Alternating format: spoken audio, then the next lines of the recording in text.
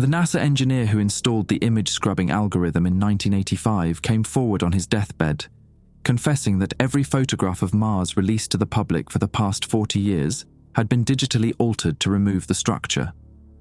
But the original images were still archived in a classified server, and he provided access codes before dying. His name was Walter Goss, and 3 weeks ago, I watched him take his last breath in a hospice bed in Pasadena while I recorded his confession on my phone. I'm Daniel Brennan, 34 years old, freelance investigative journalist, and I'd been chasing UFO stories for 6 years before stumbling onto something that made every late-night interview with delusional hobbyists worth it. Walter found me through my podcast, one of those shows that gets 12 listeners per episode and pays nothing. He called at 2 a.m. on a Tuesday, voice like gravel soaked in regret. "I've got 4 weeks left," he said. "Maybe 5. I need someone who'll actually publish this, not bury it." The files he gave me contained thousands of photographs showing the construction of something vast around Mars. Not just images, spectral analysis proving the material matched Mars's own composition. Something was mining the planet from within, extracting matter through the core, assembling it into a cage from the inside out. But that wasn't what made me drive to Pasadena and sit with a dying stranger for 3 days straight. The most recent classified images, taken by a military satellite weeks before Walter's confession, showed the cage had begun producing smaller versions of itself. Factory segments were constructing miniature replicas, each roughly the size of our moon, ejecting them toward the inner solar system. Tracking data confirmed 3 of these sub-cages were already in Earth's orbital space, invisible to standard detection, present in classified military scans. Walter's final statement, recorded hours before his death. "We decoded signals from the cage in 1987.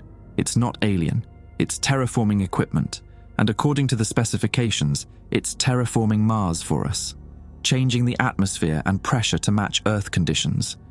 He coughed blood into a tissue. I waited. But the specifications also showed what happens when terraforming completes. Earth gets the reverse process, gets transformed to match Mars's original conditions.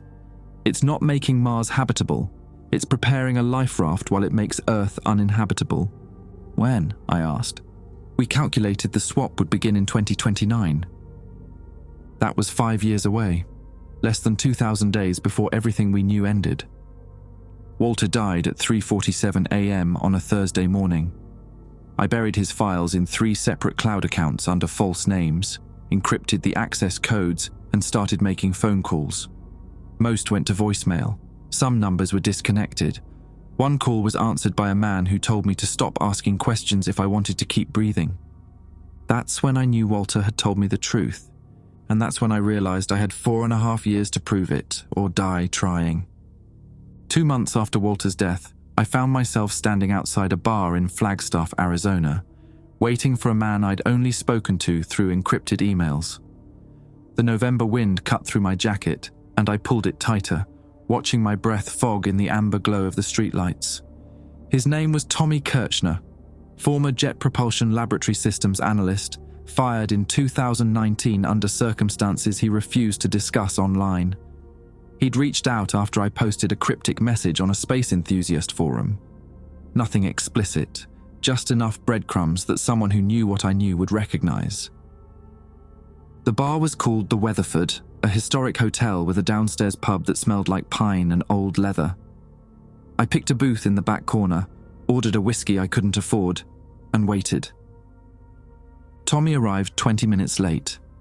He was younger than I expected, maybe 30, with the kind of lean build that came from hiking and forgetting to eat.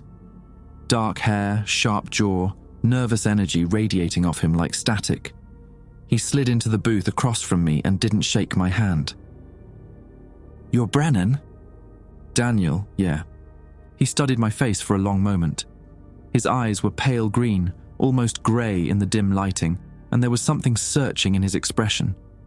I'd interviewed dozens of whistleblowers over the years, but Tommy looked at me like he was trying to decide if I was worth trusting with something heavier than secrets. "You mentioned Walter Goss in your post," he said quietly. "Used his employee ID number as a cipher. How do you know that number?" He gave it to me, along with access codes to a classified server before he died. Tommy's jaw tightened. Did you access it? Twice. Downloaded everything I could before they changed the credentials. Then you saw the photographs. I saw a lot of things. I leaned forward. Including spectral analysis showing material extraction from Mars's core, including tracking data for 3 objects in Earth orbit that don't officially exist. Tommy flagged down the bartender and ordered bourbon, neat. His hands weren't shaking, but there was a deliberateness to his movements that told me he was working hard to keep them steady. I was part of the team that analyzed those objects, he said once the bartender walked away. The sub-cages, we called them internally. Though that terminology was classified above my pay grade, I only learned it from a colleague who drank too much at a conference in Boulder. What can you tell me about them? They're not cages, that's a misnomer based on visual structure. He traced a pattern on the table with his finger. They're more like seeds or eggs. The lattice framework isn't containment, it's scaffolding. Something is supposed to grow inside them. The bourbon arrived. Tommy downed half of it in one swallow. I was fired because I wrote a memo, he continued. Distributed it to 12 people in my department. The memo contained calculations showing that the 3 objects in Earth orbit were positioning themselves at equidistant points around the planet. Not random drift. Intentional triangulation. Triangulation for what? That's what I wanted to know. That's what got me escorted out of the building by security. He laughed, but there was no humor in it. Funny thing is, I didn't even mention the cage around Mars in that memo. I didn't know about it yet. I was just tracking orbital mechanics that didn't make sense. I pulled out my phone and showed him one of Walter's photographs, the clearest image of the Martian cage, taken in 2021. Tommy stared at it for a long time. When he looked up, his eyes were wet. "Son of a bitch," he whispered. I thought I was crazy. I spent 3 years thinking I'd ruined my career over a calculation error. You weren't crazy? No. He wiped his eyes with the back of his hand, a quick, aggressive gesture. But I might be now, because if those 3 objects are positioning for triangulation, and if the cage around Mars is doing what Walter claimed, the swap, I said. Terraforming Mars, reverse terraforming Earth. Then the triangulation points aren't observation posts, they're anchors. Tommy finished his bourbon. They're going to lock Earth in place, stabilize it completely for the atmospheric exchange, like putting a patient in restraints before surgery. Not just a transformation of our atmosphere, a physical restraining of our entire planet. I need to see the tracking data, Tommy said. The real data, not the scrubbed version. If Walter gave you server access, the credentials are dead, but I downloaded the files. I hesitated. I've got them backed up in 3 locations, encrypted. Then we need to decrypt them together, cross-reference with what I know about the orbital mechanics. He leaned closer, and I caught the scent of bourbon and something else. Cedar, maybe, or sandalwood. His knee brushed mine under the table, and neither of us moved away. I'm not going to lie to you, Daniel. This is going to get dangerous. The people who fired me, who silenced Walter, they're not playing around. They've done worse than fire people. I know, someone already warned me to stop asking questions. And you're still here. I'm still here. Tommy held my gaze for a beat too long. Something unspoken passed between us. Recognition, maybe, or the beginning of trust. Or something else I didn't have time to examine. There's an observatory, he said finally. Private facility outside Sedona. The owner is a friend. He owes me a favor. We can use his equipment to verify the orbital positions independently. If the triangulation is real, we'll be able to see it. When? Tomorrow night. The sky's supposed to be clear. I should have asked more questions, should have demanded credentials, verification, some proof that Tommy Kirchner was who he claimed to be. Instead, I paid for our drinks and agreed to meet him at dawn outside the hotel.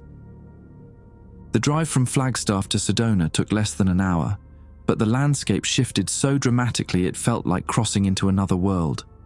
The ponderosa pines gave way to red rock formations that jutted from the earth like the bones of some ancient buried giant. Tommy drove an old Jeep Cherokee that rattled over every pothole, and we didn't talk much. The silence wasn't uncomfortable, more like two people conserving energy for what lay ahead. I watched his profile as he drove, the way the morning light caught the angles of his face. There was something reassuring about his presence, a steadiness that contradicted the nervous energy I'd seen at the bar. Out here on his home turf, Tommy seemed more grounded, more certain. "You okay?" he asked without taking his eyes off the road. "Trying to be." "August is good people. He won't waste our time with speculation. If he says he's seeing something, he's seeing something." "How do you know him?" "We worked together on the Mars 2020 rover calibration. He was contracted to optimize the imaging systems. Best optical engineer I've ever met." Tommy smiled slightly. "Also the most paranoid. He built this observatory specifically because he didn't trust government-funded facilities to show him what was really out there." The observatory was perched on a mesa about 15 miles outside town, accessible only by a dirt road that wound through juniper scrub and sandstone outcroppings. The facility itself was modest, a white dome, maybe 30 feet in diameter, attached to a small building that looked like it had been a ranch house in a previous life. Solar panels covered the roof, and a satellite dish pointed toward the southern sky. A man was waiting for us on the porch. He was older than I expected, mid-60s, with silver hair pulled back in a ponytail and the weathered skin of someone who'd spent decades in the desert sun. He embraced Tommy without hesitation, clapping him on the back with genuine warmth. "Danny Brennan," Tommy said. "Meet August Holloway, best optical engineer I've ever worked with, and the only person I trust with a telescope." August shook my hand. His grip was firm, his eyes sharp behind wire-rimmed glasses. "Tommy says you've got data that might make sense of something I've been seeing for the past 6 months. What have you been seeing?" "Easier to show you." The interior of the observatory was cramped but meticulously organized. Computer monitors lined one wall, displaying tracking software and spectral analysis programs. The telescope itself dominated the center of the space, a custom-built reflector with a mirror that August claimed was ground to tolerances usually reserved for military satellites. "I started noticing irregularities in March," August explained as he powered up the systems. "Gravitational lensing effects around 3 specific points in near-Earth space. Subtle. You'd miss them if you weren't looking for exactly this kind of signature." "The triangulation points," Tommy said. "That's what I suspected. But I couldn't confirm it because the objects themselves don't reflect light normally. They're not invisible exactly. More like they're coated in something that absorbs across most of the visible spectrum." August pulled up an image on one of the monitors. "This is a composite I built over 2 months of observation. Ultraviolet and infrared overlays combined with gravitational distortion mapping. The image showed 3 distinct shapes arranged in a perfect equilateral triangle around Earth. Each one was roughly spherical, with a lattice framework visible in the infrared layer, delicate threads of something that registered as intensely cold against the background radiation of space." "How big are they?" I asked. "Based on the gravitational effects, approximately 2,100 miles in diameter each, slightly smaller than our moon." I did the math in my head. 3 objects, each nearly the size of the moon, positioned around our planet. The mass alone should have disrupted tides, weather patterns, orbital mechanics. The fact that we couldn't see them, that life continued normally below, suggested a level of technological sophistication. "There's more," August said. He typed a command, and the image zoomed in on one of the objects. The lattice framework came into sharper focus, and I could see now that it wasn't uniform. There were nodes at regular intervals, darker spots that pulsed with faint heat signatures.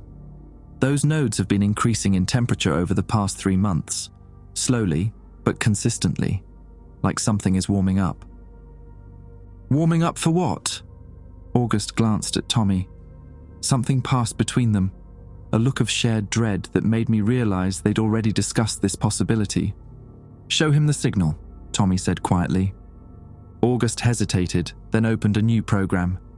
An audio waveform appeared on screen, jagged peaks and valleys that repeated in a complex pattern. I picked this up 6 weeks ago. It's not random noise. There's mathematical structure embedded in the frequency modulation. I ran it through every decryption algorithm I could find." He pressed play. The sound that filled the observatory was unlike anything I'd ever heard.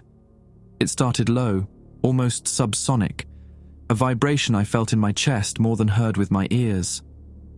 Then it rose in pitch, becoming a series of tones that seemed to interlock like puzzle pieces, each note resolving into the next with mechanical precision. There was something almost musical about it, a melody composed by something that understood harmony but not emotion. "What is it?" "Instructions," August said. "Or at least, that's my interpretation. The signal is being broadcast from all 3 objects simultaneously, perfectly synchronized, and it's directed at Mars." Tommy pulled out his laptop and connected it to August's system. "I want to cross-reference this with the data Daniel downloaded from Walter's server, the spectral analysis of the Martian cage." For the next 2 hours, we worked in focused silence. Tommy ran calculations while August adjusted the telescope's targeting. I organized the files I'd pulled from the classified server, feeding them into the analysis software one batch at a time. The picture that emerged was worse than I'd imagined. The signal from the 3 Earth orbit objects wasn't just communication, it was synchronization. The tones matched precisely with energy fluctuations recorded in the cage around Mars. When the Earth objects transmitted, the Martian cage responded. They were linked, operating as a single system across millions of miles of empty space. "It's a countdown," Tommy said finally. His voice was flat, drained of inflection. "The signal frequency is increasing at a rate that corresponds to the temperature rise in those nodes. If I extrapolate the curve," he didn't finish the sentence. He didn't have to. The graph on his screen showed the projection clearly. The curve reached its peak in early 2029. "Walter was right," I said. "Walter was conservative." Tommy pointed at a cluster of data points near the end of the curve. "These readings suggest the process might accelerate. We might have less time than he calculated." I stood up from my chair and walked to the window. The Sedona sunset was painting the red rocks in shades of orange and purple, and for a moment the beauty of it seemed obscene. All those tourists down in town, taking photographs, buying crystals from New Age shops, completely unaware that something vast and incomprehensible was positioned above their heads, waiting. "We need to go public," I said. "The data is solid now, we have independent verification."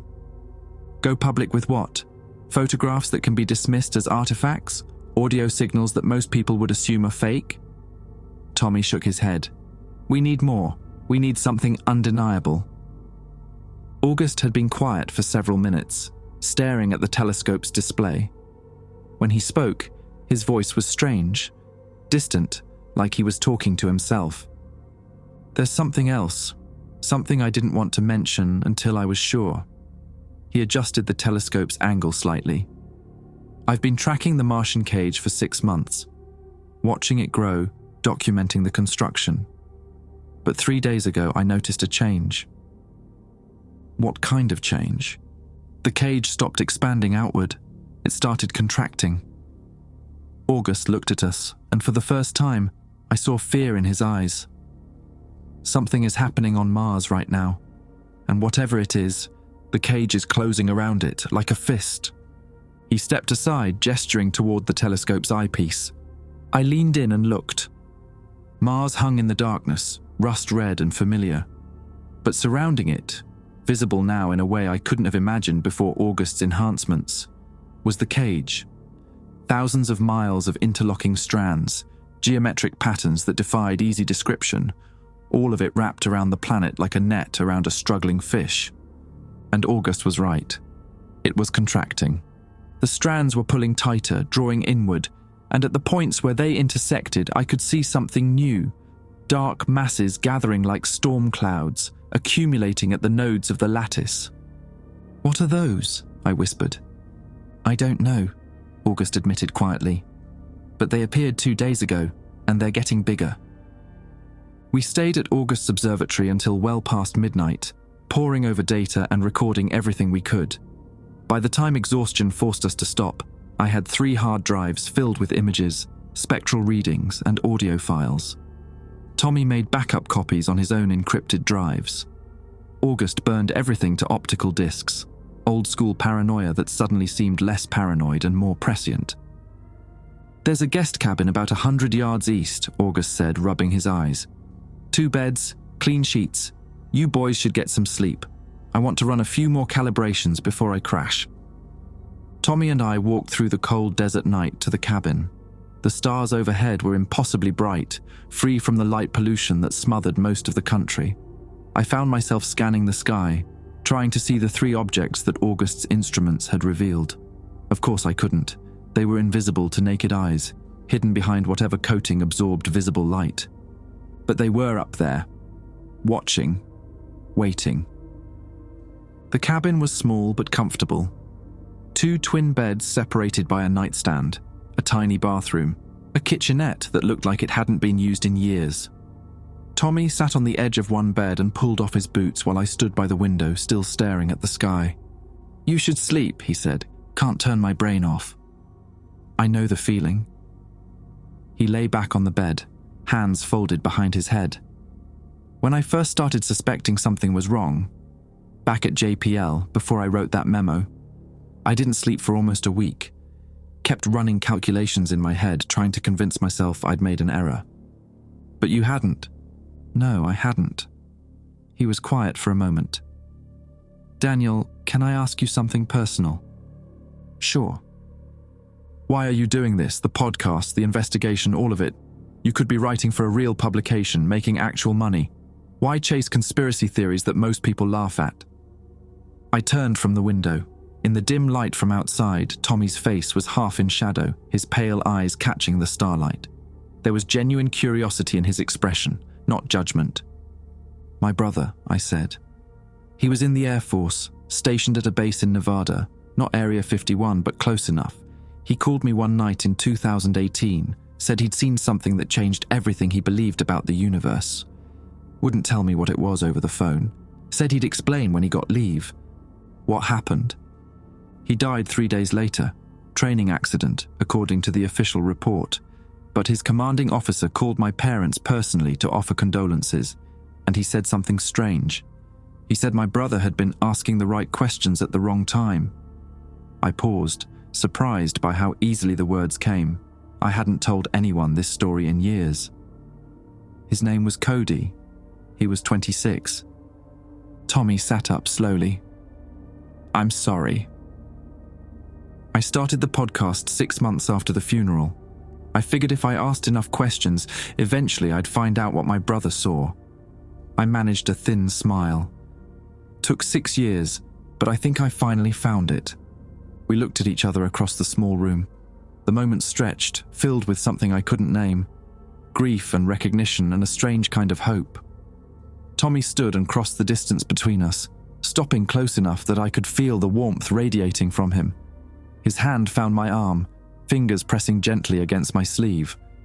"We're going to figure this out," he said. "For Cody, for Walter, for everyone who's been silenced." I wanted to believe him.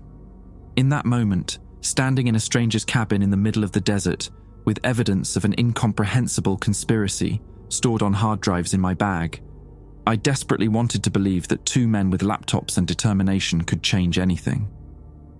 Tommy opened his mouth to speak. The explosion shattered the silence.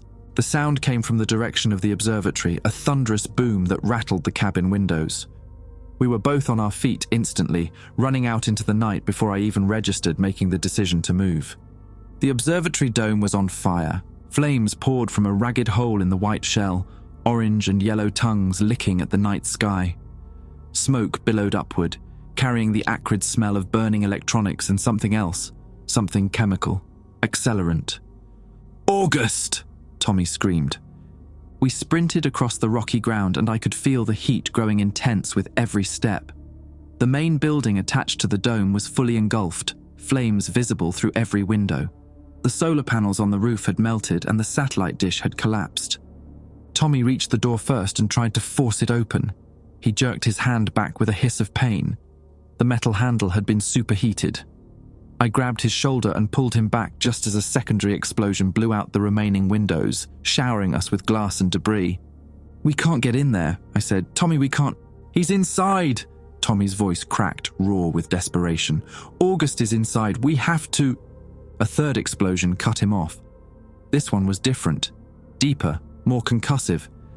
The ground shook beneath our feet, and the entire dome structure collapsed inward, folding like paper crushed by an invisible hand. A pillar of flame shot upward, and for a moment the night was bright as day.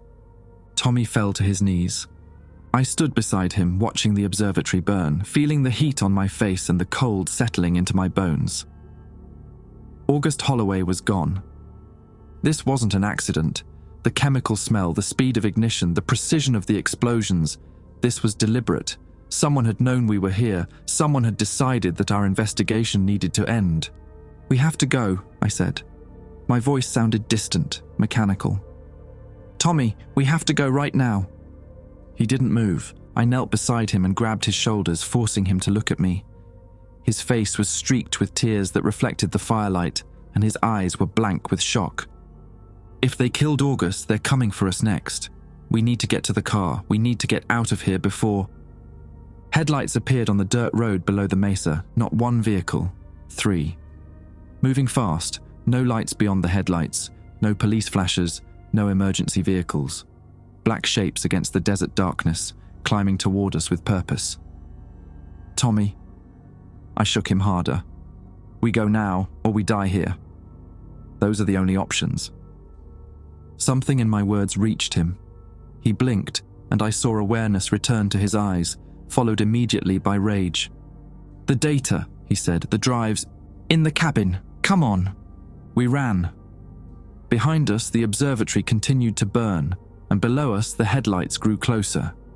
We reached the cabin in seconds, grabbed our bags with the hard drives, and sprinted for Tommy's Jeep parked behind the main building. The fire provided enough light to see by as we threw ourselves into the vehicle.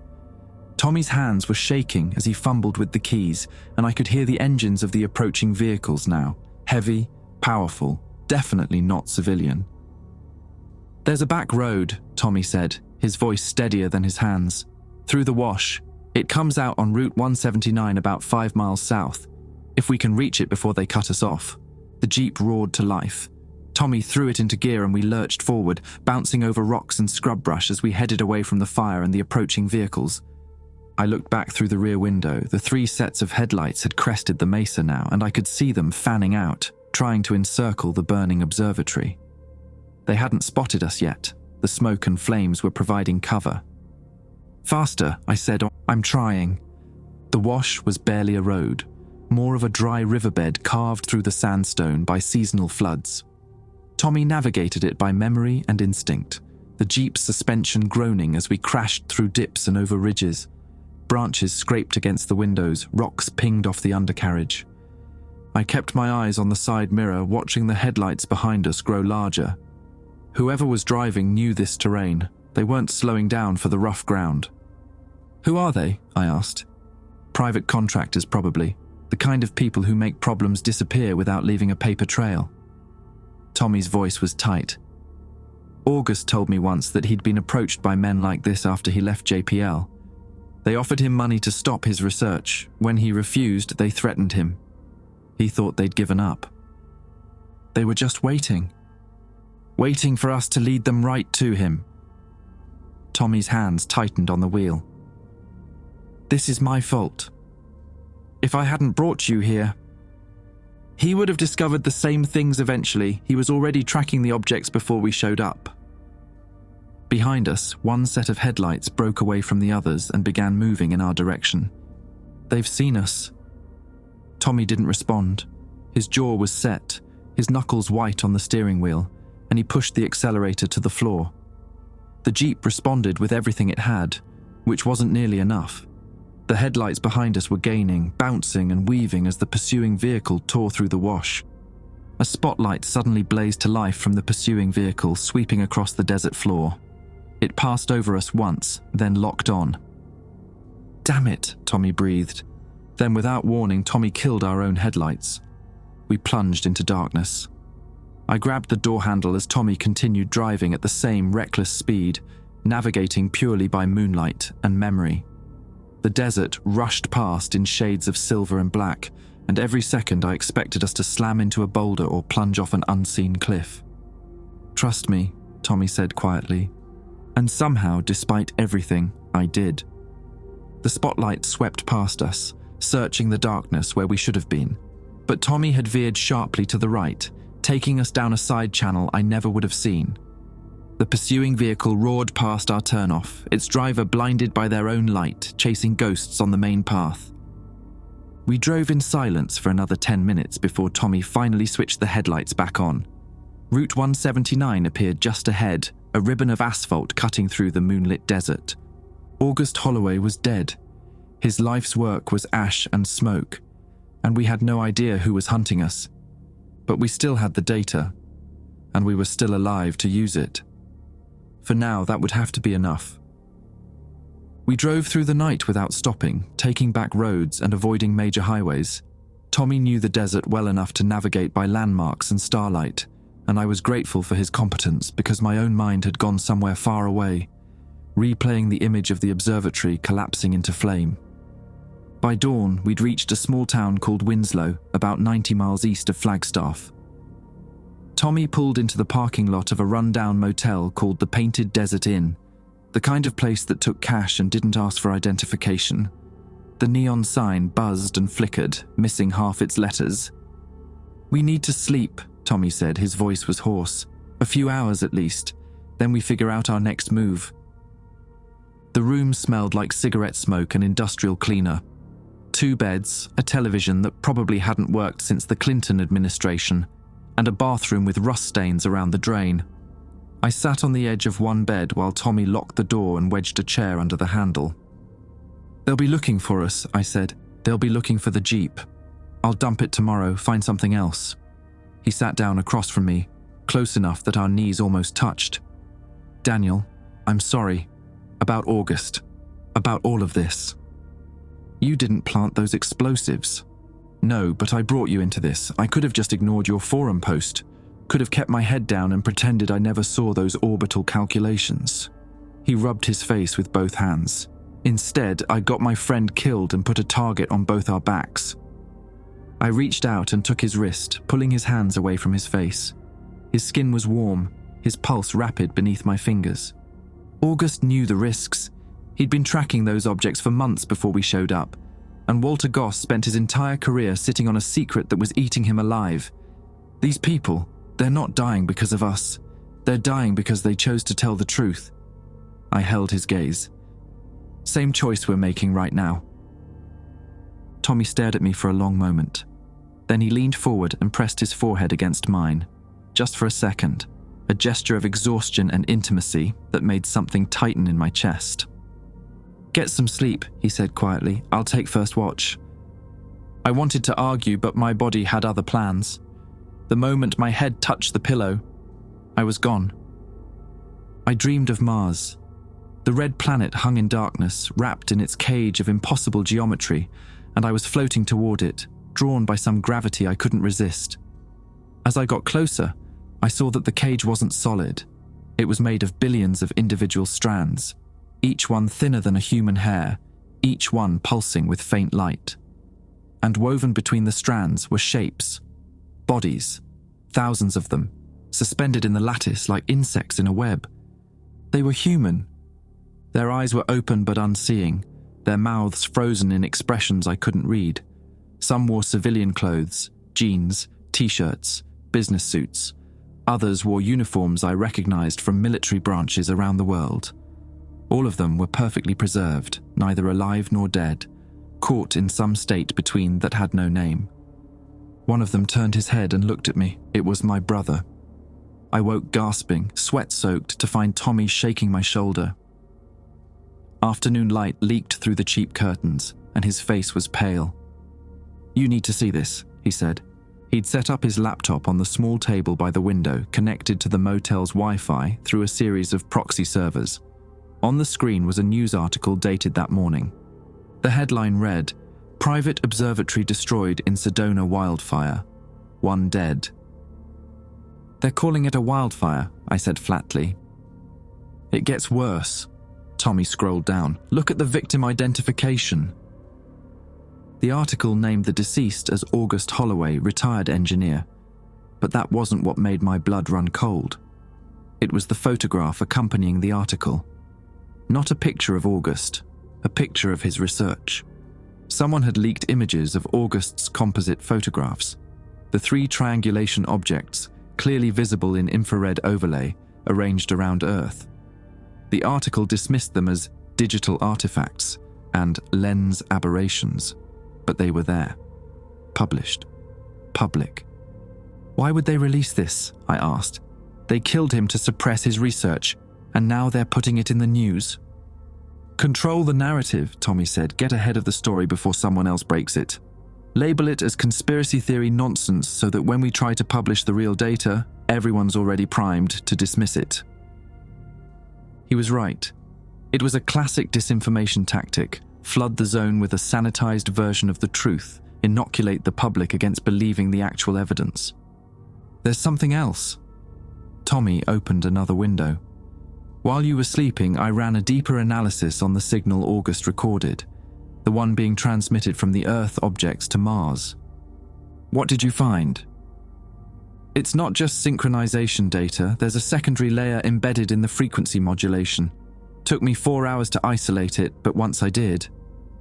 He played an audio file. The sound was different from what we'd heard at the observatory. Beneath the mechanical tones, there was something else, a rhythm, a pattern that rose and fell like breathing. Is that biological data? Tommy said.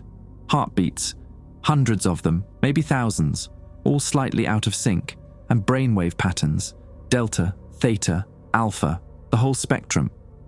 He looked at me with something like horror in his eyes. Daniel, there are people encoded in this signal, living people. Their vital signs are being transmitted from the objects in Earth orbit to the cage around Mars. The dream came rushing back, bodies suspended in the lattice, thousands of them. My brother's face turning toward me. The cage isn't just terraforming equipment, I said slowly. It's a transport system. They're moving people to Mars. Or storing them, or... Tommy couldn't finish the sentence. Harvesting them, I said. The word felt like ash in my mouth.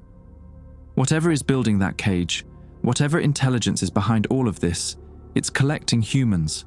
Has been for decades, maybe longer. But why? What purpose could... I don't know, maybe we're raw material, maybe we're food, maybe we're something else entirely, something we can't even conceptualize.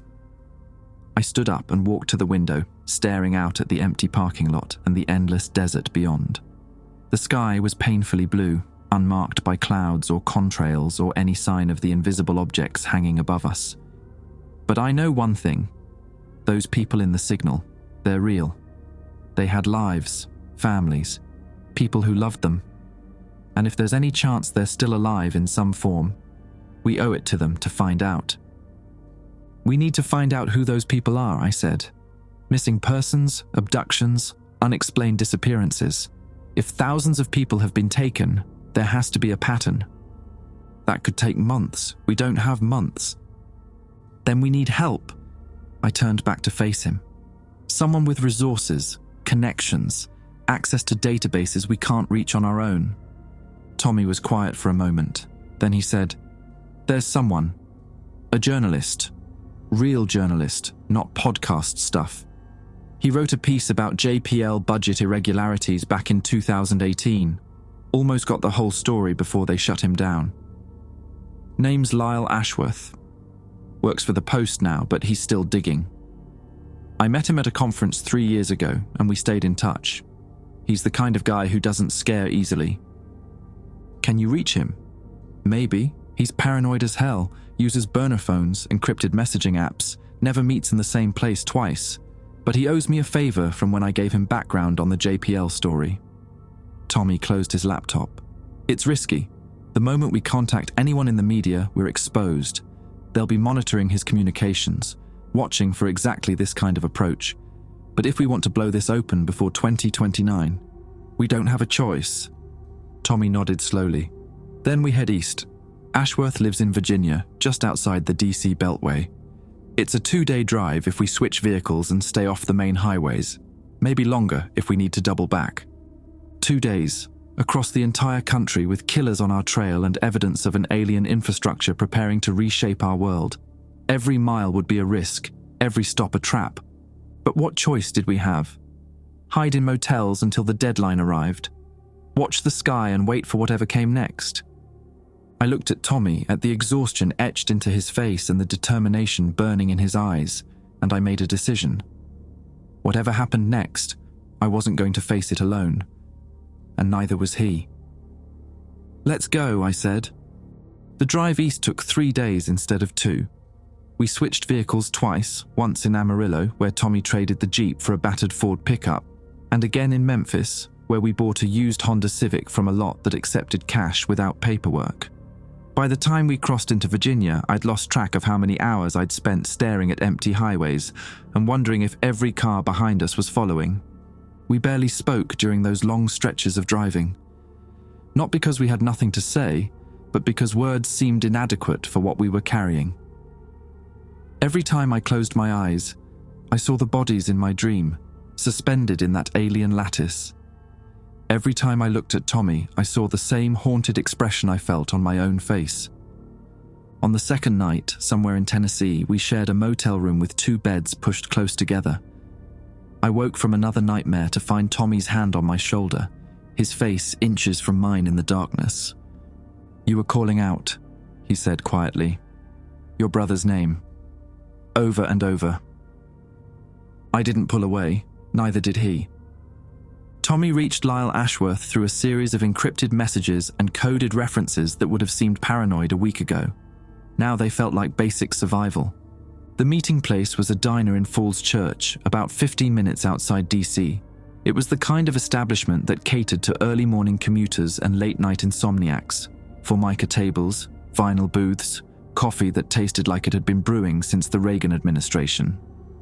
We arrived at 6 a.m., when the breakfast rush was just starting, and took a booth near the back with clear sightlines to both exits.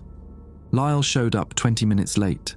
He was older than I expected, mid-50s with grey streaking his dark hair and deep lines around his eyes that spoke of too many late nights and too much stress. He wore a rumpled sport coat over a flannel shirt, and he carried a leather messenger bag that looked like it had seen decades of use. "Tommy," he said, sliding into the booth across from us. His voice was quiet, carefully controlled. "You look like hell." "Good to see you too, Lyle." Lyle's eyes moved to me, assessing. "Daniel Brennan. I listened to your podcast after Tommy reached out. Interesting stuff, mostly garbage, but interesting." "Thanks," I said dryly. That wasn't an insult. 90% of what I investigate turns out to be garbage too. It's the 10% that matters. He flagged down a waitress and ordered black coffee. "Tommy says you have something real, something worth risking my career and possibly my life." Tommy pulled out a tablet and slid it across the table. On the screen was a carefully organized presentation of everything we'd gathered: Walter's photographs, August's composite images, the spectral analysis, the tracking data, and the audio files containing the biological signals. Lyle spent the next 40 minutes going through every file. He didn't speak, didn't ask questions, just absorbed the information with the focused intensity of someone who'd spent decades separating truth from fiction. The breakfast crowd came and went around us. The coffee grew cold. Finally, he looked up. "This is real," he said. It wasn't a question. "As real as it gets," Tommy replied. "The biological data, the heartbeats and brainwaves embedded in the signal. Do you understand what you're claiming? That thousands of people have been abducted and are being held in some kind of suspended state inside those orbital objects?" "We're not claiming anything," I said.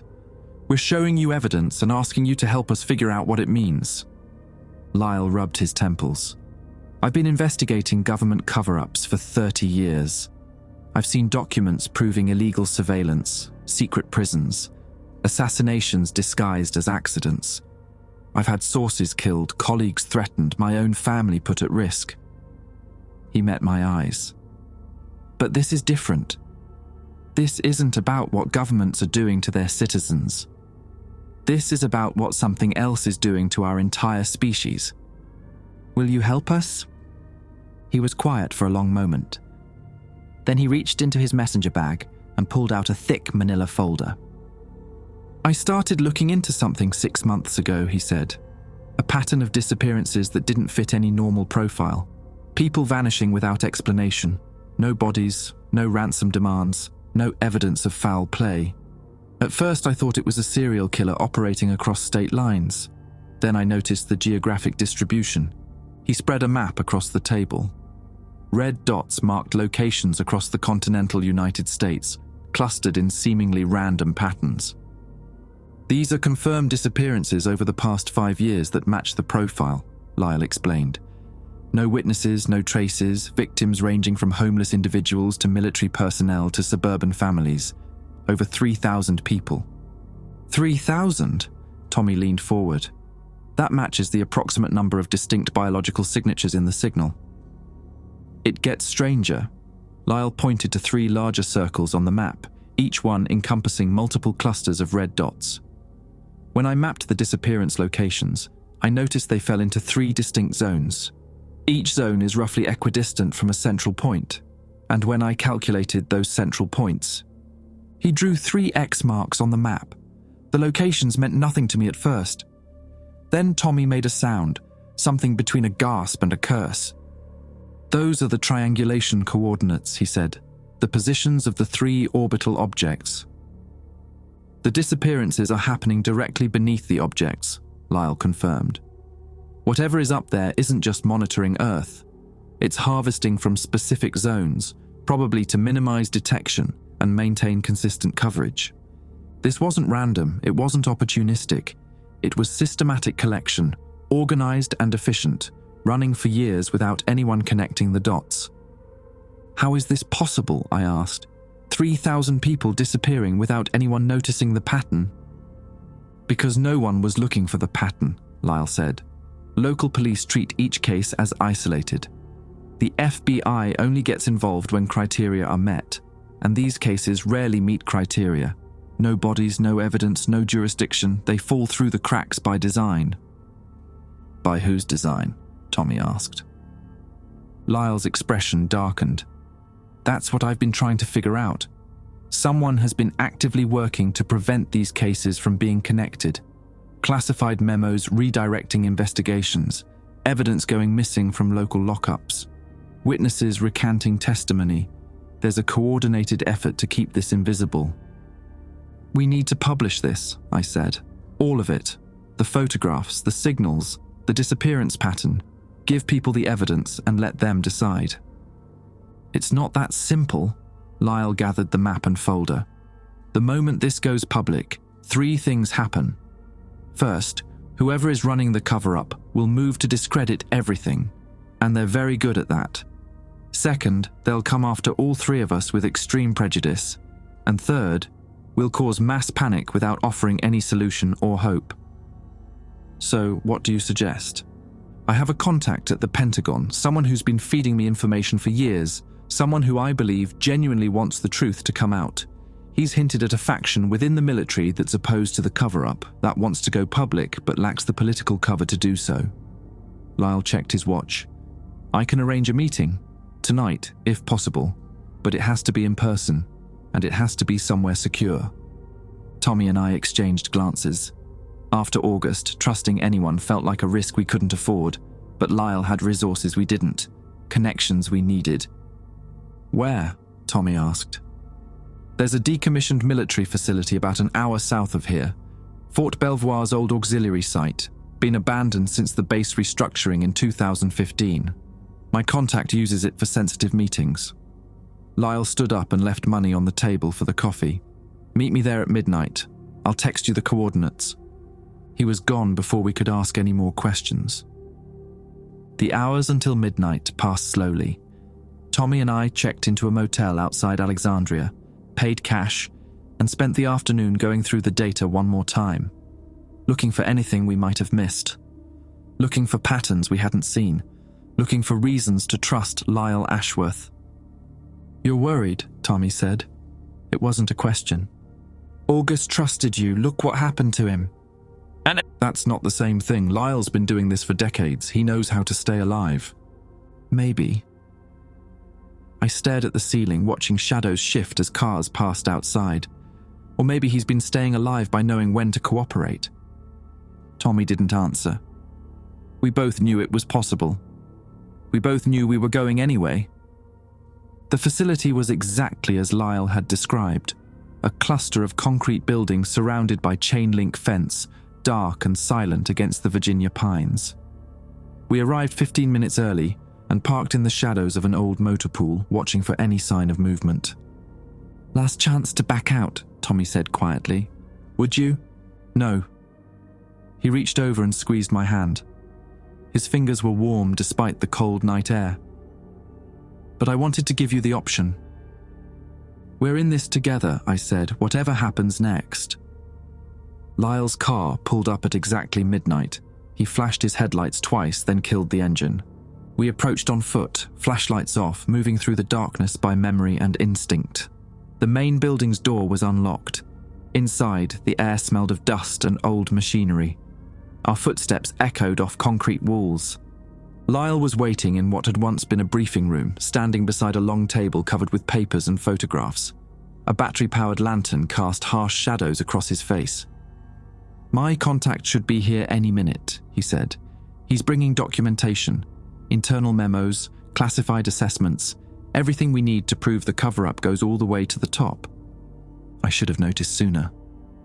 The way Lyle's eyes kept flicking toward the door, the tension in his shoulders, the slight tremor in his hands.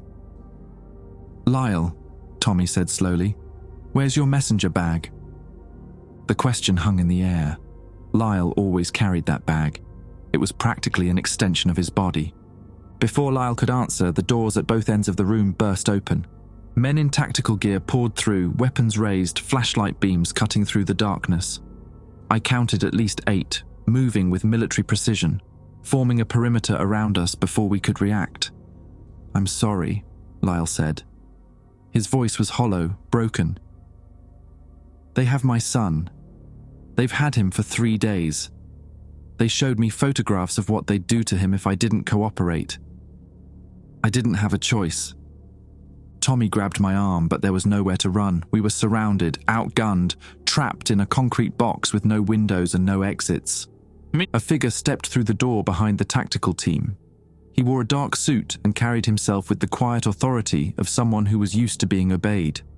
His hair was silver, cut short in a military style, and his eyes held the flat calm of a man who had ordered deaths and slept soundly afterward. When he spoke, his voice was calm, almost friendly. Mr. Brennan, Mr. Kirchner, thank you for bringing us everything we need. One of the soldiers stepped forward and took Tommy's tablet from his hands. Another grabbed my bag containing the backup drives. A third patted us down for weapons, finding nothing. You can't suppress this forever, I said. Other people have seen the data. Other copies exist. The man in the suit smiled. It didn't reach his eyes.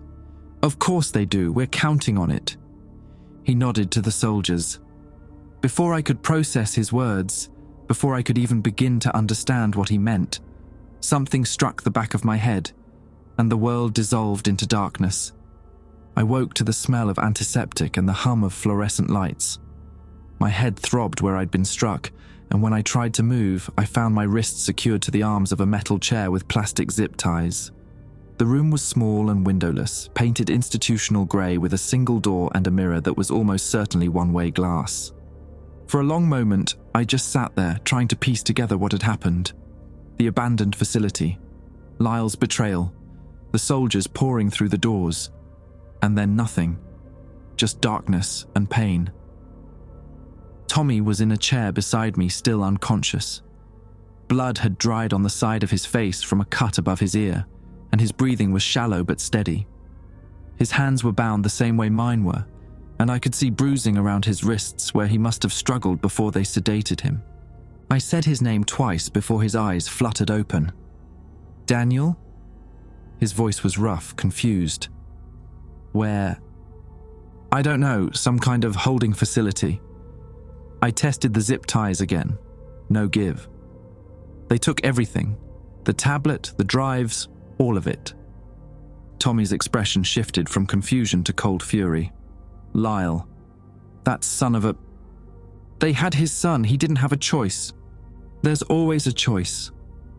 The door opened before I could respond. The silver-haired man from the abandoned facility entered, carrying a tablet and wearing the same dark suit. He looked rested, unhurried, like someone who had all the time in the world. "Gentlemen," he said, pulling up a folding chair and sitting across from us, "I apologize for the accommodations. This wasn't our preferred approach, but you forced our hand." "Who are you?" I asked. "My name is Colonel Howard Vance. I've been managing containment of the Mars situation for the past 15 years. He said it casually, like he was discussing quarterly reports. "Before me, there were others. The program has been running since 1965, when the first probes sent back images we couldn't explain." "Containment," Tommy said. "That's what you call murdering August Holloway? Threatening Lyle's family?" "Dr. Holloway's death was unfortunate but necessary.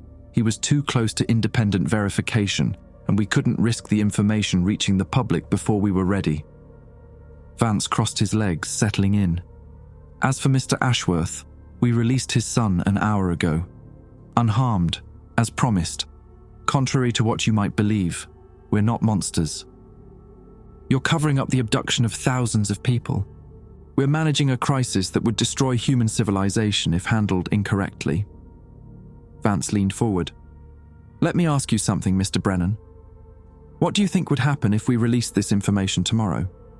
If we told the world that an alien intelligence has been harvesting human beings for decades, that 3 invisible objects are positioned above our planet preparing for some kind of atmospheric transformation, and that we have no way to stop any of it?" I didn't answer. I didn't have to. "Panic," Vance said. "Economic collapse, religious upheaval. Wars over resources as nations scramble to build bunkers or escape vessels. Billions of people spending their final years in chaos and terror instead of peace." He shook his head. "We made a calculation decades ago that containment was the more humane option. Let humanity live normally for as long as possible." "And the people being taken, the 3,000 in Lyle's files?" "Closer to 12,000 over the past 60 years. Vance said it without flinching. "We don't know why they're selected or what happens to them after collection. We've tried to find patterns, age, health, genetics, location, but the selection criteria remain opaque. What we do know is that interference attempts have been counterproductive." "What does that mean?" Vance was quiet for a moment. When he spoke again, his voice was softer, almost haunted. "In 1978, we attempted to intercept one of the collection events, a military team in northern Montana responding to reports of unusual lights. They engaged what they believed was a retrieval craft." He paused, and for the first time I saw something crack in his professional composure. "The entire town of Cut Bank, population 3,400, vanished overnight, every man, woman, and child. The official story was a chemical plant explosion requiring permanent evacuation. But there was no explosion. There were no bodies. They were all taken in what we believe was a punitive response. I thought of Walter Goss, dying in that hospice bed in Pasadena. He'd known about this. He'd carried this knowledge for decades, not just the cage around Mars, but the cost of fighting back." "How many other towns?" I asked quietly. Vance didn't answer directly. "We learned our lesson. Resistance provokes escalation. Acceptance allows survival, at least for most." The weight of his words settled over me, not just harvesting, retaliation, and a government that had made peace with being complicit in the abduction of its own citizens because the alternative was worse. "So you stopped trying to fight it," Tommy said. "We stopped provoking it. There's a difference." Vance stood and walked to the mirror, studying his own reflection. "The structure around Mars, the objects in Earth orbit, the collection events, they're all components of a process we don't understand. Interfering with that process has consequences. Our best strategy has been observation and preparation." "Preparation for what? For 2029? Vance turned back to face us. We've known the timeline for almost 40 years. The atmospheric exchange, the transformation of Earth into a Mars-like environment. We've been building survival infrastructure, underground facilities, sealed habitats, genetic repositories. Enough to preserve a remnant of humanity through what's coming. And who decides who gets saved? I asked. Politicians, generals, the wealthy. Essential personnel, scientists, engineers, medical professionals, genetic diversity samples from every population group, approximately 200,000 people worldwide. Vance's expression didn't change. It's not enough, it's not fair, but it's the best we can do. Tommy laughed, a harsh, bitter sound. So that's the plan. Hide underground while the rest of humanity chokes to death on a transformed atmosphere. And you think we're just going to stay quiet about this? I think you're going to listen to what I'm about to offer. Vance pulled up something on his tablet. Both of you have skills we need. Mr. Kirshner, your orbital mechanics expertise would be invaluable in our monitoring operations. Mr. Brennan, your investigative abilities could help us identify and recruit other essential personnel. Join the program, and you'll have places in the survival infrastructure. Guaranteed. And if we refuse? Then you become liabilities. Vance's tone didn't harden, but the implication was clear. I'd rather not add to our body count, but I will if necessary. The room fell silent. I could hear Tommy breathing beside me, could feel the tension radiating from his body. We were trapped, helpless, facing an impossible choice between complicity and death. Can we have a moment, I asked, to discuss this privately? Vance considered, then nodded. 5 minutes. He left the room, the door clicking shut behind him. The moment he was gone, Tommy leaned close. There's a knife, he whispered. In my boot. They didn't search carefully enough. Can you reach it? If I dislocate my thumb, maybe. He grimaced. It's going to hurt like hell. Do it. I watched as Tommy twisted his hand at an angle. There was a wet pop, and he sucked in a sharp breath through his teeth. His face went pale, sweat beading on his forehead, but his hand slipped free of the zip tie. He reached down to his boot and pulled out a small folding knife, barely 3 inches, but sharp enough to cut through the remaining restraints. They'll be watching through the mirror, I said as he freed my hands. Then we need to be fast. Tommy stood, testing his weight on unsteady legs. There was a fire exit sign in the hallway when they brought us in, 20 feet to the left of this door. And then what? We're in the middle of nowhere with no phones, no transportation. Then we improvise. He handed me the knife. You go first. I'll be right behind you. I wanted to argue. I wanted to point out that this was suicide, that we had no plan, that Vance's offer, as horrible as it was, at least meant survival. But I looked at Tommy's face, at the determination burning through the pain, and I understood. Some things were worse than dying, living with the knowledge that you'd bought your own survival by helping to hide the truth from billions of people. That would be a death of a different kind. A death of everything that made you who you were. My brother hadn't backed down when he saw something he couldn't explain. He'd asked questions, pushed for answers, and paid for it with his life. I couldn't do less. I moved to the door and pressed my ear against it. Silence on the other side. Either no guards, or guards who were very quiet. The facility felt larger than the single room we'd been held in. I could sense space beyond the walls, the echo of emptiness suggesting long corridors. Ready? I whispered. Tommy nodded, his injured hand cradled against his chest. I opened the door. The hallway was empty except for a single guard at the far end, his back turned, speaking into a radio. The fire exit sign glowed red to our left, exactly where Tommy remembered. We moved fast and quiet, staying close to the wall. The guard never turned around. We reached the exit door and pushed through into a concrete stairwell. Alarms erupted the moment the door opened, harsh, pulsing sirens that echoed off the walls and made my ears ring. Red emergency lights began strobing in the corners of the stairwell, painting everything in shades of crimson. Go, Tommy said, and we ran. Down was the only option. The stairs descended 3 levels below us, each landing marked with faded numbers stenciled on the walls. We took them 2 at a time, Tommy's injured hand bouncing against his chest. Behind us, I could hear doors slamming open, shouts, the thunder of boots. We hit the bottom landing. A heavy steel door marked with a radiation warning symbol stood before us, clearly not meant to be opened casually.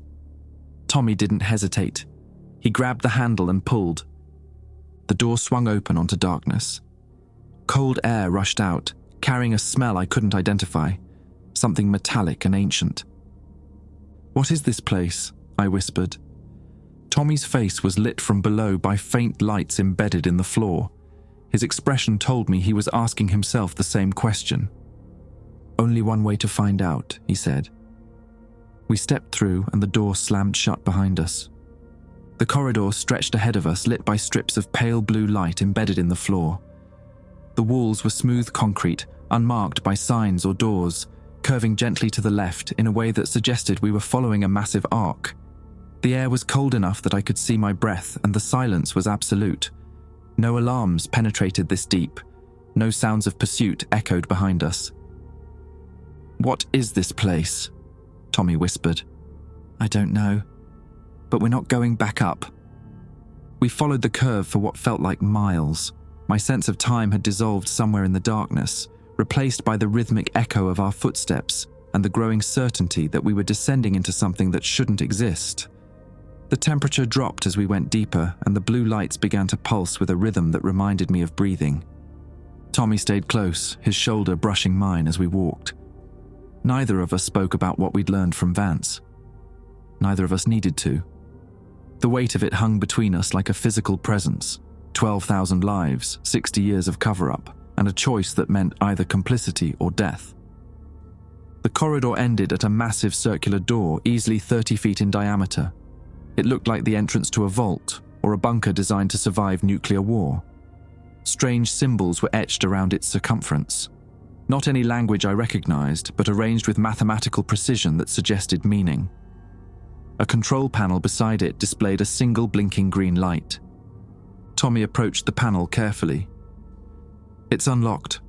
Either they're expecting us, or this door was never meant to keep people out.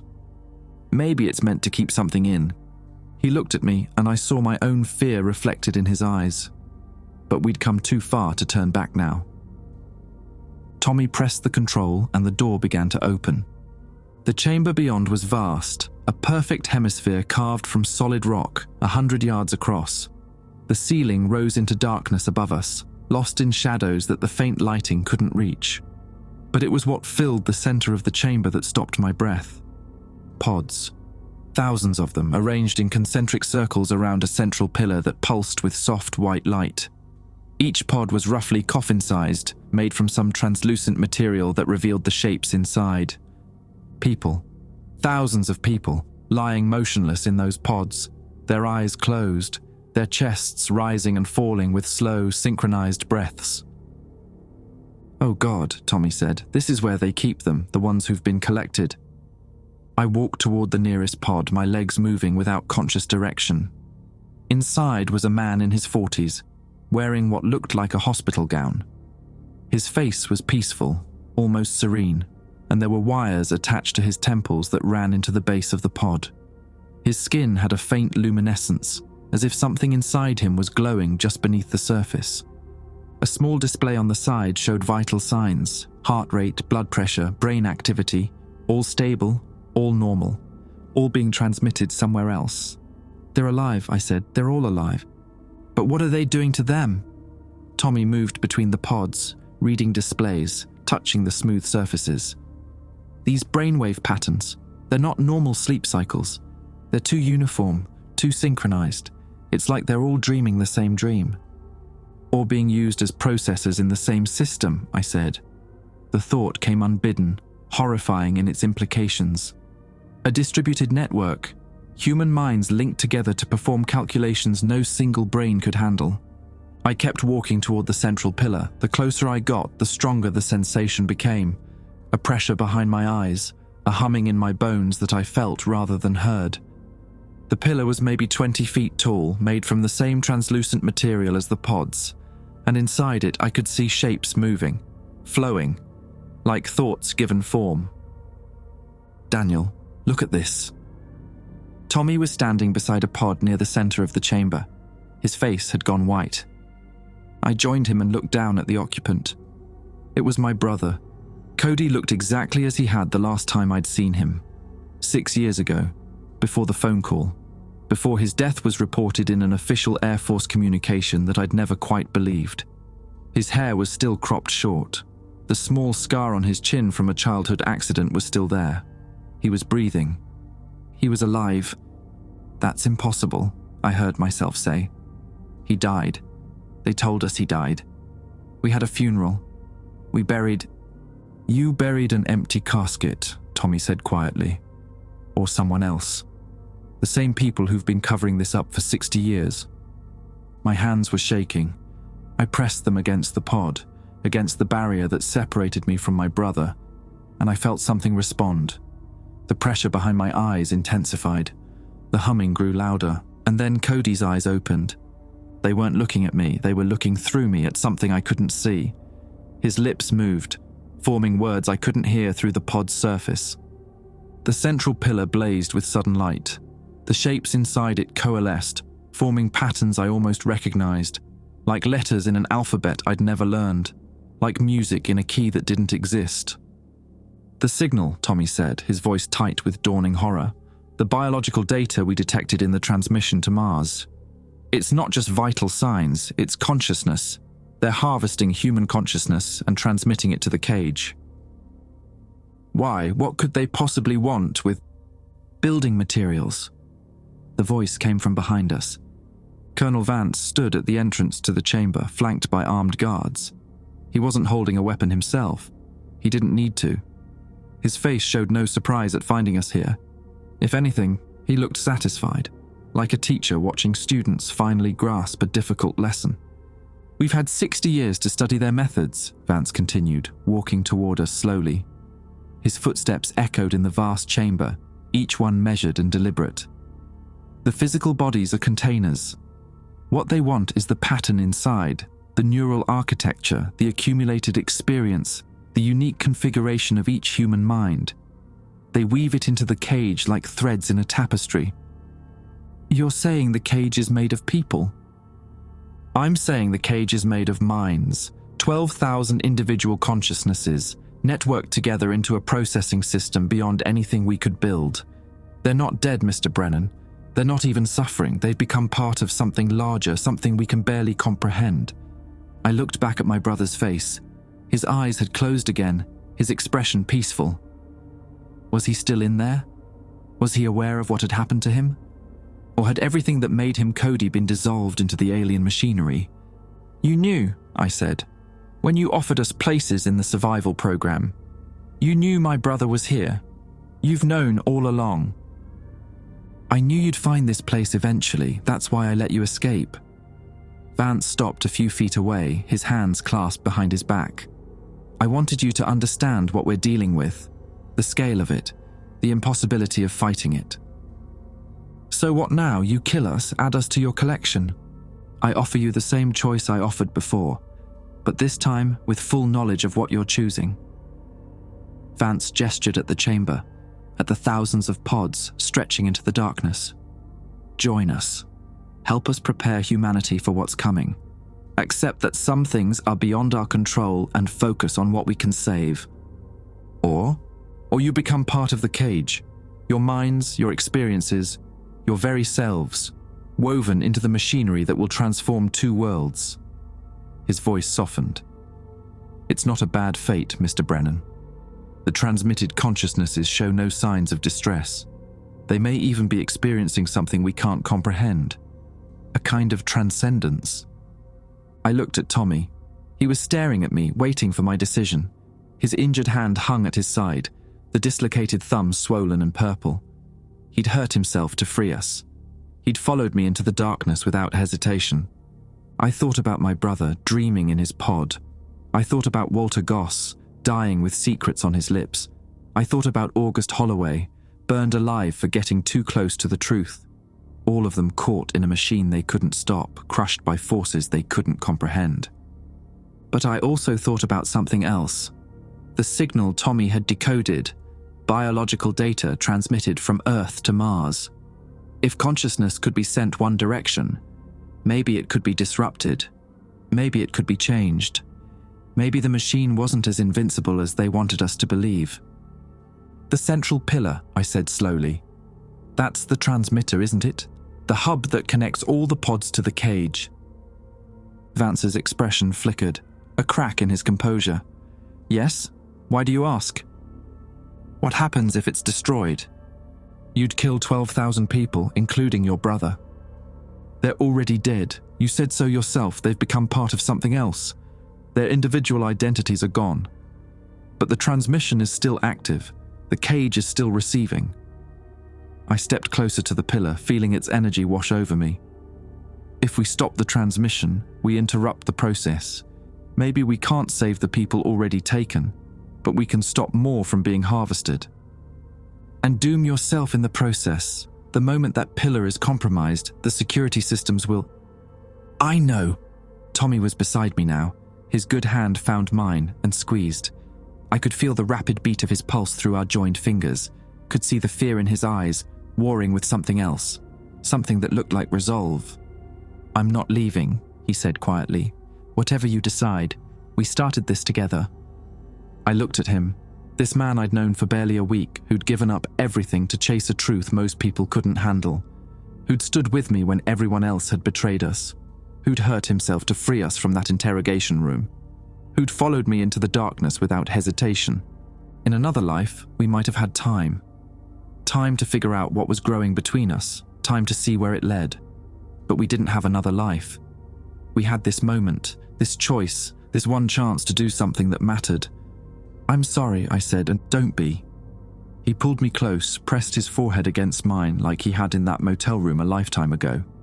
I found what I was looking for. I turned to face the pillar, feeling its alien energy pulling at something inside me, and I began to run. The pillar shattered like glass made of frozen starlight. I don't remember the impact itself, only the moment before when Tommy's hand caught mine and we hit the transmitter together, the explosion of light, the sound of 12,000 voices crying out in unison, a chorus of minds suddenly severed from the network that had held them for decades. And then silence. I woke in a hospital bed 3 weeks later, according to the nurse who found me staring at the ceiling.